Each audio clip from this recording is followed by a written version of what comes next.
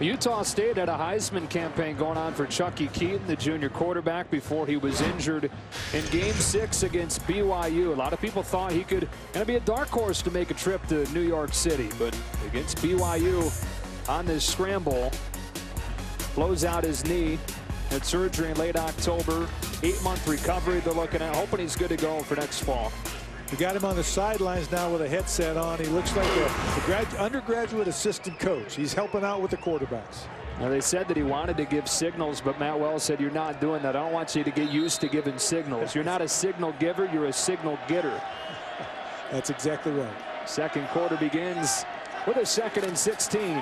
And a play action pass from Garrettson. Zipping one for Van Leeuwen. And it's popped loose. Jimmy Ward flew over to jar it away from Van Leeuwen and set up 3rd and long. It was great coverage to start with, but Jimmy Ward is all over the field. You talk about a free safety. Watch him come in from the right side of your screen now. There's the coverage. He's going to come in and just make sure, and he does a good job of a legal hit, not hitting above the shoulders, not striking with the crown of his helmet. Hits with his shoulders right in the body of the receiver.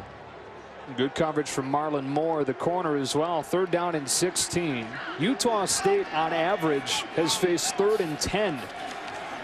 4-man pressure picked up. Garrettson, good field in the pocket. Hit Natson, who fell. And Natson could have run for at least a 1st down. It's now 4th down and about a dozen. And there were 2 issues there. The throw itself and then the way and style he had to catch it. If he'd caught it with his hands and not his body, he could have kept running. And that's just experience on both ends.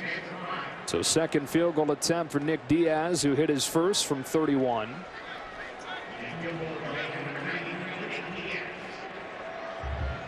Again, NIU has blocked 4 field goals this season, and Diaz has had 4 blocked. From 39. And Diaz knocks it right down the middle. So a couple of Nick Diaz field goals accounting for the scoring in the San Diego County Credit Union Poinsettia Bowl. Visit WatchESPN.com or download the Watch ESPN app to watch ESPN live anytime, anywhere. Brought to you by Vizio. Back here in San Diego, 6-0 Utah State early on in the 2nd quarter with Mike Bellotti, Kara Capuano, Joe Davis here at the San Diego County Credit Union Poinsettia Bowl. NIU trying to rebound from that disappointment, falling just short of another BCS bid, still with a chance to get a school record 13th win. Do you sense any bit of that lack of motivation that folks feared they might come in with? Not yet. The reality is they've been outplayed, but they're only down 1 score, and the primary difference has been on special teams, which sometimes that takes a little bit longer to get back in sync. Paris Logan back to receive Jake Thompson's kick, and Logan coming out from the 1. Utah State, one of the top coverage teams in the country. We check into the studio with Robert Flores. All right, guys, this instant replay is brought to you by the new Surface. And in our earlier game this evening in Detroit, Pittsburgh's James Conner, career-high 229 rushing yards. That is a school bowl record, all part of a 30-27 win for the Pittsburgh Panthers. Guys. All right, that's over at Bowling Green, team that, of course, beat NIU in that MAC championship game. Jordan Lynch in this Northern Illinois offense back to work. Deron Brown. Instead, it's Lynch.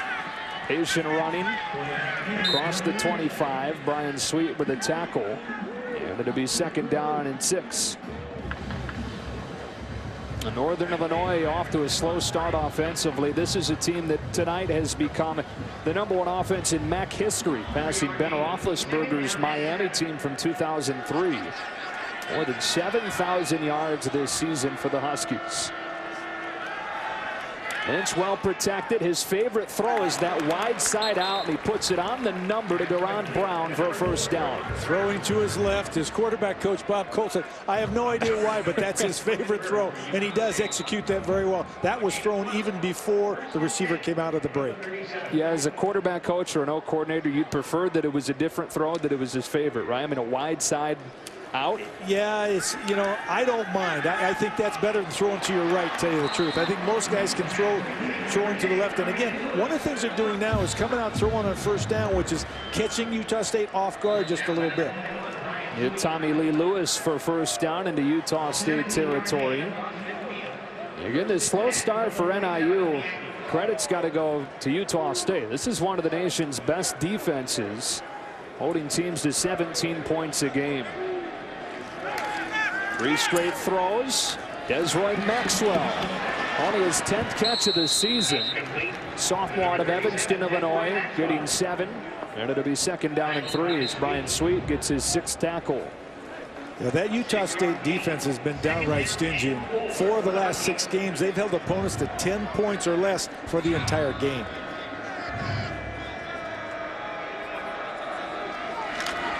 Play action. Off pressure, able to dump it off, and Spencer had it jarred loose. Quentin Bird, a 5th-year senior from Miami, nails Spencer and makes it 3rd and 4. I tell you what, the wheel route snuck him out of the backfield wide open. As you can see it from ground level right here, has the ball, and then, oh my gosh, that rocked him all the way down to his pads. Bird, a guy that battled back from a torn ACL to get ready for this season. 3rd down and 4 for NIU. And Utah State going to use its 2nd timeout. Utah State, their 2nd of the half. We'll take the timeout with them. And NIU down 6. We'll have it 3rd and 4 when you come back.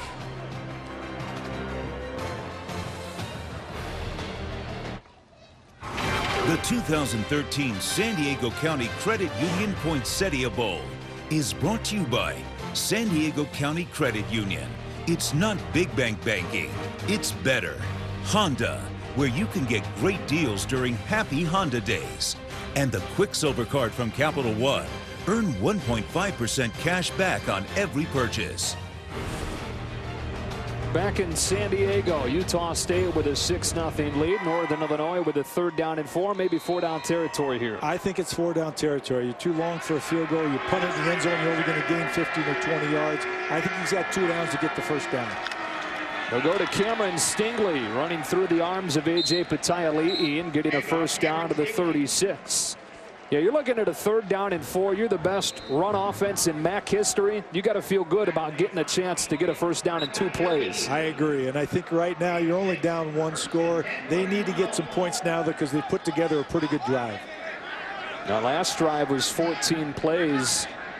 Came up empty-handed when Sims missed a field goal. Here's Brown. The defense is there. Zach Vigil comes over and rips him. Former walk-on, finishing up his 2nd season as a starter, and one of those really good linebackers on this team. Yeah, the Vigil brothers now started tonight. They're both doing a great job. But the reality, too, is the team offensively is saying, we don't want to worry about field goals. Let's get a touchdown. Northern Illinois, 8th in the country, 41 points a game. He boots and throws low. Sprawling attempt from Lewis, and he pulls it in for a 1st down. 2nd of the MAC in receptions, gets another to move the chains. Great job by Tommy Lee Lewis here. This is not a well-thrown ball, but he has to dive down, pick it off the fingertips, control the ball through contact with the ground. For not a very tall guy, he's got great range. He's got that makeup speed to get to the ball in the air. He missed the last 2 regular season games with a lower leg injury. Played in the MAC championship game, but still not 100%. Had a good start to this one. From the 24, Stingley straight ahead. And Stingley breaking tackles to run down to the 16. He said earlier this week that this Utah State defense is good, but they've not played a team that's downhill. We'll be the first team that comes at them. Well, Stingley punishes people. I'll tell you what, you hear that happen. That's a lot of guys on defense taking some hits. Downhill again. Frankie Sutera makes the tackle, but close to moving the chains here.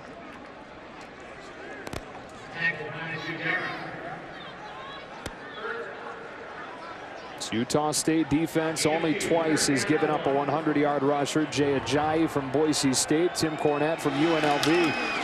On 3rd and short, Stingley contacted in the backfield, but those strong legs power him forward to get a 1st down.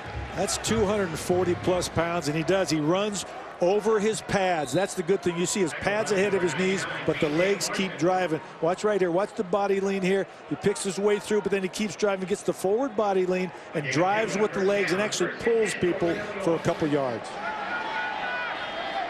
Deepest that Northern Illinois has moved tonight. Here's Jordan Lynch making a nice cut down to the 9. Sutera with his 7th tackle, making the start in place of the injured Maurice Alexander. Jordan Lynch is not a power runner. He has great patience. He sets up block. He sees the field very well. He usually falls forward. He doesn't take big hits, so he knows how to protect the ball by protecting himself. It fumbled on the first possession. Very rare fumble for him. Handed this one off to Stingley. Jake Dowdy, one of the nation's top 10 tacklers, gets another. That makes it 3rd down and 4. Now here, funnily enough, I would say this is not 4-down territory. This is put points on the board, because if you don't get it, you're probably kicking what amounts to an extra point.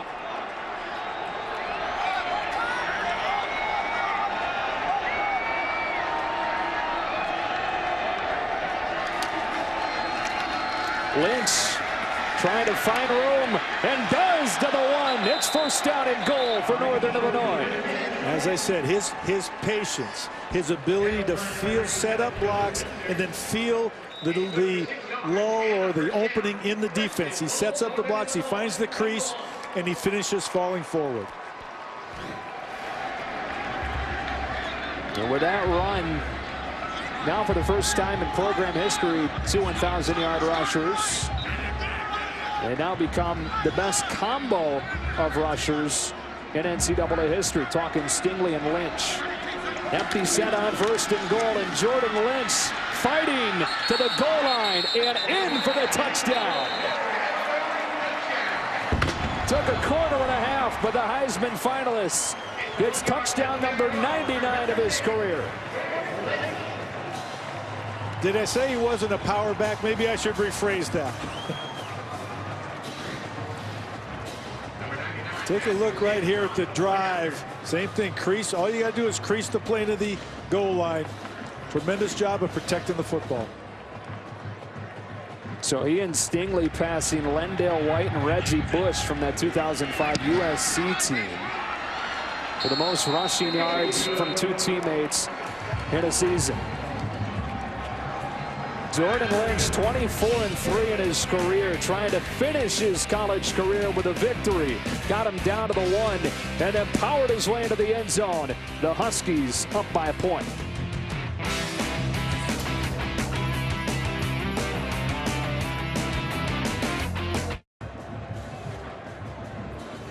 Jordan Lynch was a triple option quarterback at Mount Carmel High School, south side of Chicago. Northern Illinois was his only Division I offer as a quarterback. He's turned into one of the most prolific quarterbacks in college football history, getting it done not just as a runner, but throwing the ball effectively on that drive and throughout his 2 years as a starter. Utah State gets it again. Here comes Tay Glover Wright, trying to get to the edge, but no luck.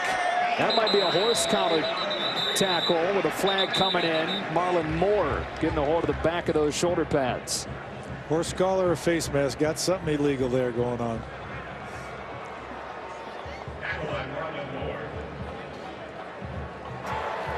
Personal foul. Horse collar tackle. Kicking team number 21. 15 yards will be added to the end of the play. 1st down. And obviously a lot of speed. You got to reach out, and he gets him. You can see it immediately dragged down and got that jersey way up high in the collar. So those 15 yards move it out to the 35. Utah State goes back to work with true freshman Daryl Garrettson. DiMartino. Boy, that penetration from the defensive line blowing the play up, but DiMartino reversing field and getting a remarkable 6-yard gain. That's a 40-yard run for a 6-yard gain. I'll tell you, tremendous strength. He did a great job of fighting off too much penetration up inside. You see it from this angle. Just grab it. The good thing is that they kept blocking. He fought off and got all the way around the backside. Nice job, and he punished the would-be tackler. I think Daryl Garrettson even tried to throw a block. Yeah. The operative word was try there. Tried, yeah. Second and short. DiMartino again. First down for Joey DiMartino, who entered the year with less than 160 career yards. Wasn't even on the depth chart last year. Battled through a fractured forearm. Battled through a fractured face that came in an altercation with a teammate. Broken eye socket. Had to have surgery. And with injuries and with his own solid performance, has turned in a career year, capping his career in his hometown of San Diego. From the 45, JoJo Natson. That's the changeup artist. When he's in the backfield, he's not there to block. He's probably going to carry the ball in some fashion or another. 5'7", 150. And even put on 15 pounds in the offseason. So what is it, 5'7", 135? That's probably ringing wet. I mean, lined up in the slot to the top of your screen now. Second down and 8. Garrettson rolls. Throws on the move. Out of the reach of Van Leeuwen. It's third down and 8 with a coverage from Paris Logan. Third down and 8 is behind schedule, behind the chains.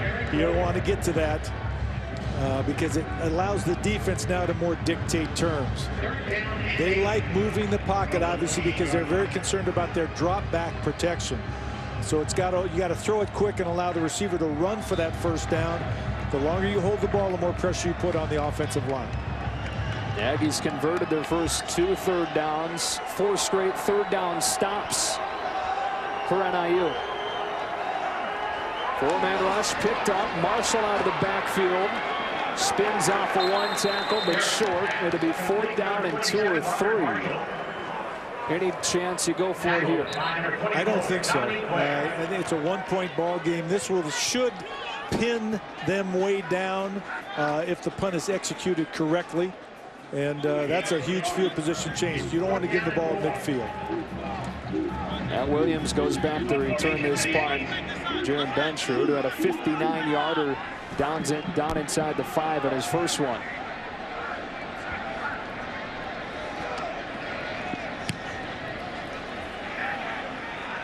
Over his head again. Bouncing inside the 5. And they'll say that one was effectively done. And now we're going to say that it was a touchback. So a touchback, and Jordan Lynch back to work with a 1-point lead when you come back.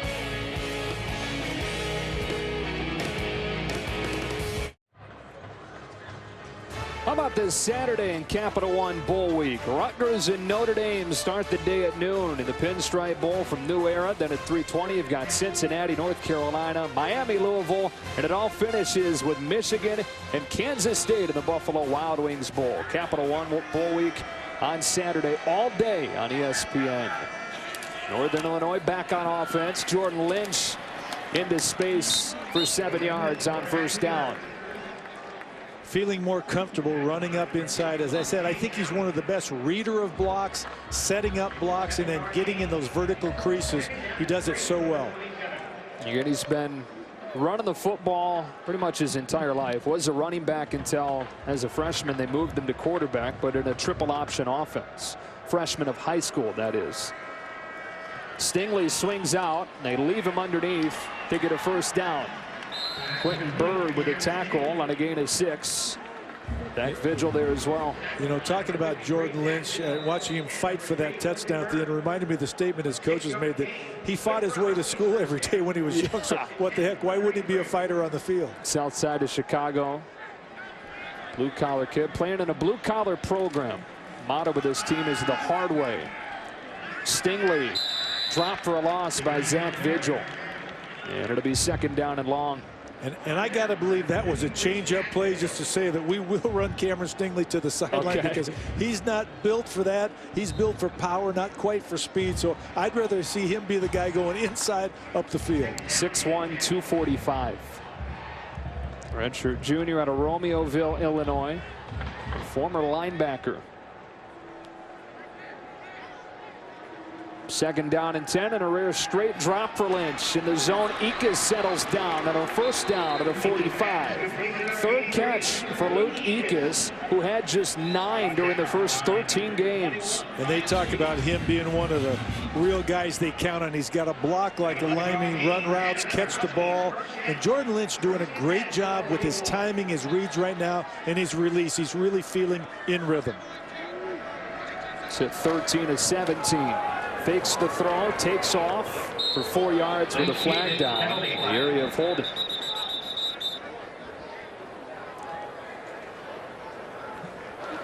Holding. Offense number 42, 10 yards. Replay, first down. That's Stingley. He becomes a lead blocker in a lot of these plays. And if we can see him just on the left side right here, see him just right there when he sort of doesn't release. When that guy starts to separate, you got to release the hold. Third Northern Illinois penalty for 40 yards and some critical ones for this NIU team. Stingley downhill, runs right over the defender. That was Brian Sweet, who gives up about 40 pounds to Stingley, getting run over for 9 yards. And I'll tell you what, that was a good form tackle. He was in a very good position to make that play. But watch this. Boom. It's momentum, guys. It's size times speed. So second down 11. The clock moves to 3 minutes in this opening half. Lynch throwing the fade, has Brown, and a first down across the 35. Deron Brown, who's still not full strength with that hamstring injury, getting 24. I can see why Bob Cole, the quarterback coach, is raving and loves Jordan Lynch. This is a great touch ball put right on that outside shoulder, thrown way early to a spot on the field. Yeah, beating Nevin Lawson, an All-American. From the 32. Lynch, all kinds of time. Putting the defense in a tough spot here. But a good job by the backers to rally. Zach Vigil got there. Second and 10. Great discipline and patience by the defense. When he broke, somebody had to come with secondary contain. They could have left the receiver. They stayed with both and forced him to run out of bounds for no gain. That's a tremendous play by a defense. When you get stretched, you really find out how disciplined you are. 6 all Mountain West players on this defense. 6 seniors, 3 juniors. Your underclassmen, you get a freshman that's emerged because of an injury and a sophomore that's an All-American caliber player. Second down, here's Spencer. The redshirt junior makes a nice cut to make it third down and short. You're seeing more holes right now being opened up, whether it's the fatigue setting in a little bit for Utah State or a little bit more confidence with the offensive line, a little bit more push by the front guys for NIU.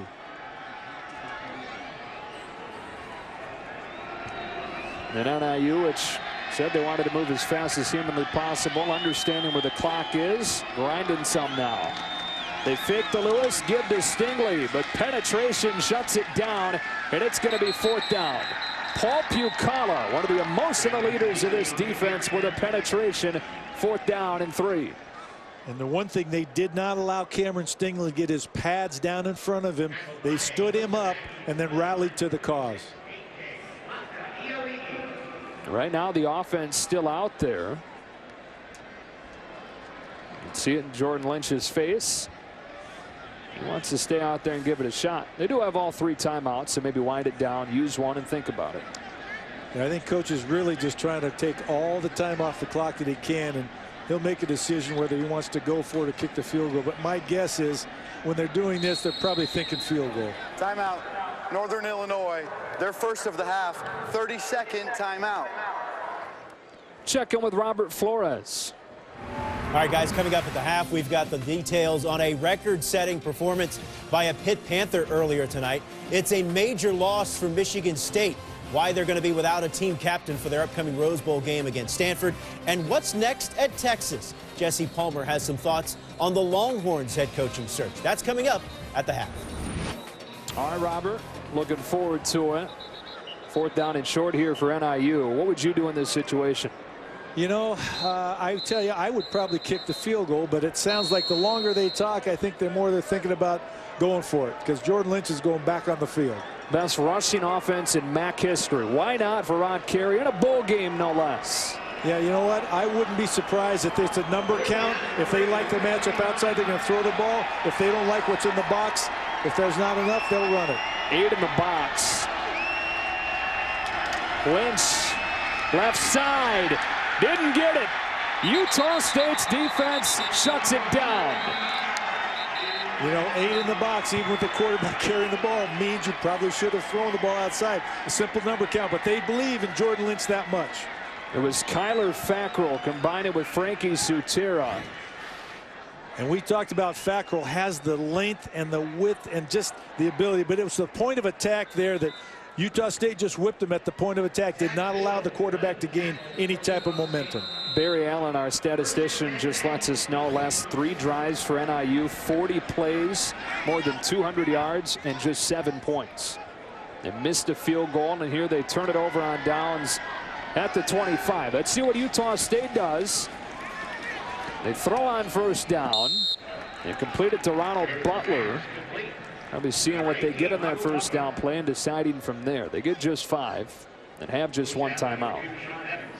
Yeah, this will be interesting. They're not in a great position from the standpoint of where they are on the field, but they're still probably going to take some shots and think about the no huddle 2-minute concept. Need to get to the 35 to get to within Thompson's range. Garrettson with a long throw, dangerous throw because of it. Logan tackling Matson right at the sticks. Every play now has to be a 1st down, out of bounds, or touchdown. So that's the order priority. Or maybe I should say touchdown, out of bounds, or 1st down. Important thing there was that it was a 1st down to stop the clock. Garrettson can't take a sack, but does. And that'll pretty much finish this drive for him. They'll use their final timeout. Perez Ford getting his 4th and a half sack of the year. Their 3rd and final of the half. 32nd timeout. Now the Big Ten champion Spartans with quarterback Connor Cook, who has emerged as such an important piece of that team. And Michigan State taking on Stanford in the 100th Rose Bowl game. Number 4 Spartans, number 5 Cardinal, 4:30 Eastern on New Year's Day. And of course you heard Robert allude to it. They'll talk about it more at halftime. But Max Bullock, middle linebacker, 3rd generation Spartan, team captain for Michigan State, suspended, not even making the trip. Yeah, that's very difficult for the team, and I'll tell you what, that's very difficult for the coach too. People think it's easy to send people home. It's really not, especially when it's a captain. Obviously he did something wrong that was against the team rules. Jordan Lynch, a little more effective through the air than he's been on the ground against his stout Utah State defense in the 1st half. Look at this pressure. No chance for Garrettson, who's sacked for the 3rd time in this 1st half. Perez Ford and Ken Bishop combined. And that should bring this 1st half to a close. I would have called timeout and forced them to do something, make them or something. They wasted a little bit of time, though. They should have called that immediately. Their 2nd of the half, 32nd timeout. So Rod Carey using that 2nd timeout, forcing Utah State to run 1 final play. Now Jordan Lynch, 2nd runner-up for the Heisman. He's been more effective through the air than on the ground. Yeah, putting together, though, a display of passing accuracy and prowess on the move, you know, finding receivers, making plays all over the field. And I'll tell you what, though, he is still one of the best rushing quarterbacks ever to play the game, just in terms of his durability, ability to set the field. But look at this, 14 out of 18 throwing, 156 yards. Only 28 rush yards, but scored the touchdown. A little bit uncharacteristic. I would expect them to focus on him carrying the ball more in the 2nd half. If he gets 163 in the 2nd half, which he's capable of, he'd pass Denard Robinson for the most rushing yards by quarterback in FBS history. Garrettson back to take a knee and run this 1st half clock out. Jordan Lynch's rushing touchdown, the only touchdown of this game. His Huskies will have the ball to begin the second half with a 7-6 advantage over Matt Wells' Utah State team, trying to win its 6th game out of its last 7. As we go down to Kara Capuano, who's with Rod Carey. Coach, you elect to go for it there on 4th down. What made you elect to make that decision? Oh, we missed first field goal. Jordan Lynch, the offense, what adjustments do you want to see to put more points on the board in the second half? Well, listen, we were backed up, went 3 and out, then fumbled, and then had a penalty down there. We don't got to make many adjustments. We're moving the ball fine. We just got to finish drives. Thanks, Coach. Yep. Rod Carey earlier this year said kickers, you just never know. They'll bounce back, though. Let's go to the studio now with Robert Flores and Jesse Palmer.